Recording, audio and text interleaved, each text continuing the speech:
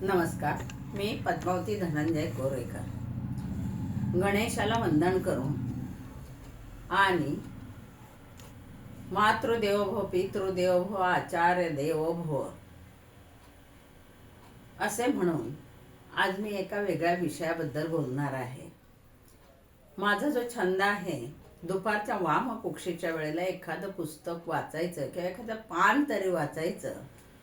समर्थ रामदास स्वामींनी आपल्याला सांगितले, निशिदिनी वाचित जावे, लिहित जावे असेही म्हटलेले आहे. पण जे आपल्याला शक्य ते आपण करायचं. आणि ते वाचत असतानाच एक पुस्तक माझ्या हाती लागलं. जैन धर्मातलं आहे आणि जैन धर्मातल्या या पुस्तकामध्ये पुस्तकाचं नाव आहे प्रेर कहानिया. त्याच्यातली एक गोष्ट मी तुम्हाला सांगणार आहे. विशेष म्हणजे त्याच्यात पुढे म्हणले, जो छू जाए दिल को. ज्या गोष्टी आहेत ना, त्या खऱ्या मनाला भिडतात, मनावर संस्कार करतात. अशा ह्या गोष्टी या जैन धर्मियांच्या गुरुदेवांच्या या पुस्तकामध्ये आहेत. त्यातली एक गोष्ट माझ्या वाचनात आली आणि खरंच ती मनाला पण भिडली बरं का. गोष्ट आहे इंदोरमध्ये अरिहंत हॉस्पिटलचे मालक लोकप्रिय डॉक्टर प्रकाश बांगाणी यांचं मोठं हॉस्पिटल आहे तेथे, आणि त्यांच्या संदर्भात मी बोलणार आहे. हे जे प्रकाश बांगाणी आहेत ते खरे अमेरिकेत डॉक्टरकी करत होते, सेवा करत होते. लाखोंची कमाई त्यांनी तिथे केलेली होती. परंतु कालांतराने वडिलांचं निधन झालं आणि ते पुन्हा इंदोरला आले. इंदोरला आल्यानंतर सर्व झाल्यावर आपल्या मातोश्रीला म्हणाले, तू आता एकटी कशी इथे राहणार, तू आमच्या बरोबर चल. असं म्हटल्यावर आईने थोडा नकार दिला. आई म्हणाली की मला या ठिकाणी भारतात राहून धर्म कार्य करता येईल. तिथे काय करणार मी अमेरिकेमध्ये? इथे धार्मिक सर्व सुविधा मला प्राप्त होऊ शकतील.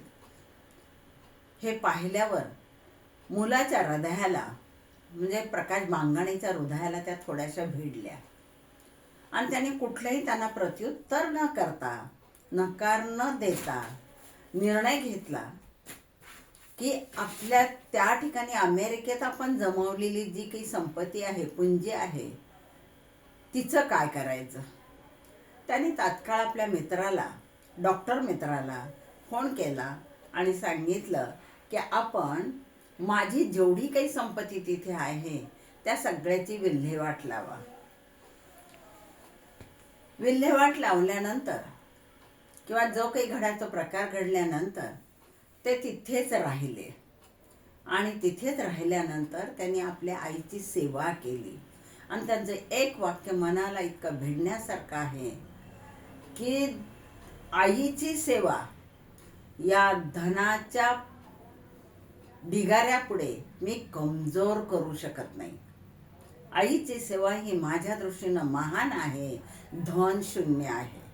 आणि असं म्हणून त्याने आपल्या गावी शहरामध्ये इंदोरमध्ये त्यांचं प्रसिद्ध हॉस्पिटल अरिहंत हॉस्पिटल, या प्रकाश बांगाणींचं हे उदाहरण आपल्या भारतीय संस्कृतीत खरं प्रेरणादायक आहे की नाही? होय, खऱ्या अर्थानं आहे. आज आपल्याला माहिती आहे, समाजामध्ये आपल्याकडे इतिहासामध्ये खूप सारे असे सपूत आहेत, सुपुत्र आहेत. श्रावण बाळाची गोष्ट माहिती आहे. त्यानंतर आपल्याला भक्त पुंडलिकासाठी परमेश्वर जिथे येऊन उभा राहतो त्याच्या समोर, तेही उदाहरण माहितीच आहे. म्हणजे परमेश्वर कुठे असतो तर मात्या पित्यांच्या चरणाजवळ असतो. हे आपणा सर्व आपल्या भारतीय संस्कृतीत सांगितलेलंच आहे. आणि म्हणून पण ही गोष्ट असल्या मनाला भिडली. प्रकाश बांगाणींना तर लाख लाख सलाम केले तरी कमी पडतील, कारण तो जगाला दिलेला एक संदेश आहे. ज्या मातेनं आपल्याला जन्म दिलेला आहे त्या मातेची अपेक्षा पूर्ण करणं हे प्रत्येक मुलीचं आद्य कर्तव्य असतं.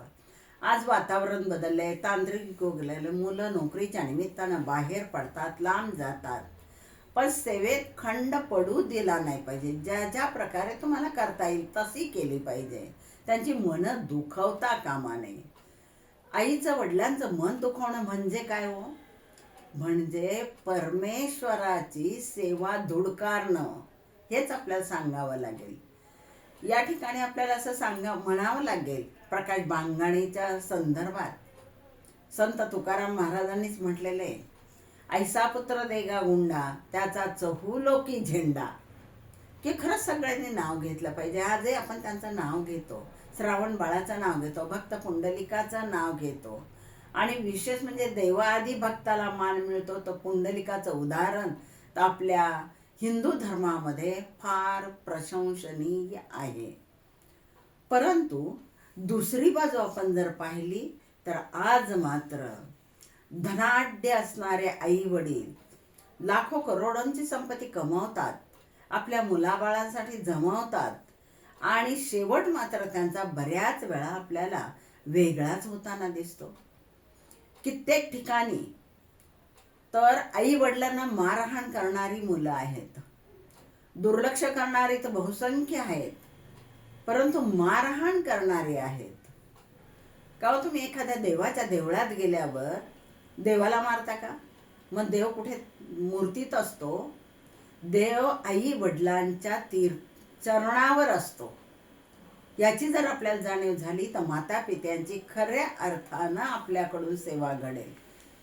त्यांनी कमवलेला पैसा, त्यांनी कमवलेली संपत्ती कोणत्याही प्रकारची असू द्या, तिचा लाभ घेताना आपल्याला थोडी तरी वाटलं पाहिजे की हे त्यांचं आहे, आपण त्यांची सेवा केली पाहिजे. वारी करतो, चारीधाम करतो, तीर्थयात्रा करतो, भोजनावळ्या करतो, सगळं काही करतो, परंतु आईवडिलांची सेवा आपण करतो का? याचं माझ्या अंदाजाने 50% उत्तर, अर्धी उत्तर अशीच नकारार्थी आपल्याला मिळतील. मध्यंतर टीव्हीवर एक बातमी आलेली होती. 2 मुलांनी आपल्या आईवडिलांना रिक्षात घातलं आणि आळंदीत नेऊन सोडलं. ही टीव्हीवरती बातमी खरी. आणि तिथे सोडल्यानंतर त्यांना म्हणले, तुम्ही आता इथंच राहायचं, काय करायचं त्यांनी तो त्यांचा प्रश्न पुढे. पण जवळच असणाऱ्या काही 4-2 समाजसेवकांनी ते पाहिलं आणि त्यांनी त्या मुलांना झोडपलं, मारलं आणि सांगितलं की यांना तुम्ही सांभाळत नसाल तर आम्ही सांभाळतो. अशीच एक दूरदर्शनवरची बातमी पाहिलेली होती. श्रीरामपूरमध्ये मुलांनी इस्टेटीसाठी आई वडिलांना नारळात विष घालून ते पाणी पाजलं. भयानक गोष्ट आहे पहा. ज्या आईवडिलांनी, ज्या आईने तुम्हाला आपल्या स्तनातलं दूध पाजलं त्याला तुम्ही विष पाजता. किती भयानक गोष्ट आहे. त्याला कारणीभूत कोण आहे तो आपल्याला इथे चर्चा करायची गोष्ट नाही आहे.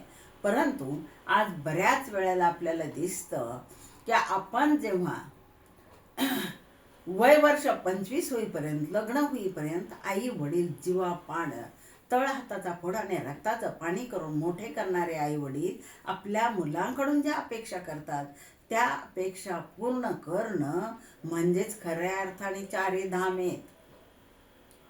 तर या गोष्टीतून ह्या ज्या हृदयाला बिना दिल को छू जाय असं म्हटलेलं आहे, आणि कथेचं नाव आहे धन्य सपूत.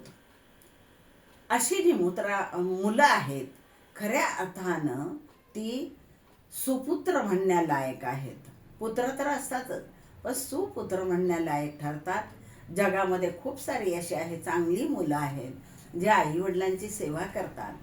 तर अशा ह्या सर्व श्रावण बाळांना, भक्त पुंडलिकांना मी एवढंच म्हणेल की खऱ्या अर्थानं तुम्हाला तुमच्या परमेश्वरानं दिलेली जी बुद्धी आहे, सरस्वतीने जी बुद्धी आहे, त्या बुद्धीचा तुम्ही सदुपयोग करत राहाल एवढं सांगून मी माझ्या कथेचा शेवट एवढाच पुन्हा करणार आहे. मातृदेवो भव, पितृदेवो भव, आचार्य देवो भव. आपण जेव्हा जीवन आपलं संपतं तेव्हा ऋणातून आपण मुक्त होत असतो, पण जर ही सेवा केली नाही तर हे ऋण आपल्या माथी कायम राहतं.